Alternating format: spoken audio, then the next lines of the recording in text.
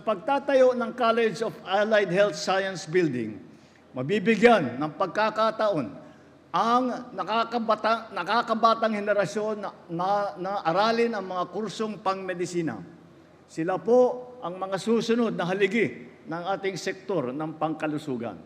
Nakakasiguro ako na huhubugin ng eskwelahang ito hindi lamang ang kaalaman at karanasan ng ating mga future na doktor, ngunit pati na ang kanilang prinsipyo at ang kanilang karakter.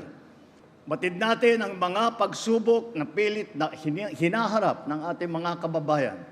Kulang ang akses sa serbisyong medikal, kulang sa modernong teknolohiya at pasilidad sa mga ospital. Kaya't bilang suporta ng pamahalaan, hindi bababa sa 500 bilyong piso ang inilaan natin sa budget ngayon upang maging mas epektibo ang ating health sector. Hindi na po natin hahayaang magtiis sa sakit ang ating mga kababayan dahil sa kawalan ng pagtustos at pagpagamot. Patuloy po natin gagawing prioridad ang kaligtasan, kalusugan at kaginhawaan ng ating mga kababayan. Sama-sama po natin itaguyod ang isang bagong Pilipinas kung saan ang bawat isa ay kayang mamuhay na may seguridad, magtagumpay sa kanilang layunin at makatulong sa pagpaunlad ng ating minamahal na Pilipinas.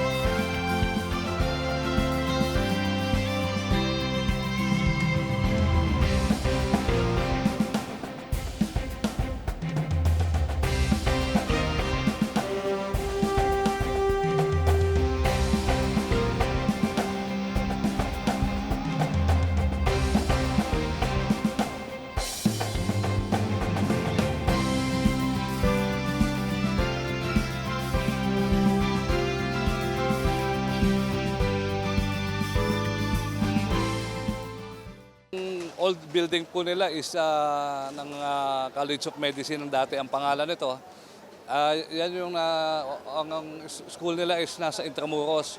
So maglalagay tayo dito ng bagong school na magkikater siguro about 5,000 students. Nagpo-produce po ito ng mga top-notch na graduates ang aming PLM. So i-expand pa namin.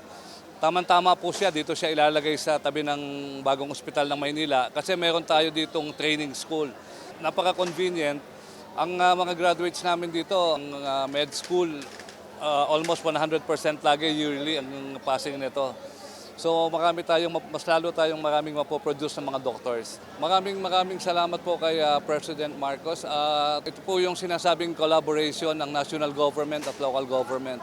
Ito po yung napakagandang pilot dito sa Manila. Kaya sa amin po sa Manila, nagpapasalamat po kami kay President Marcos. Sana po tuloy-tuloy yung suporta nyo sa Maynila.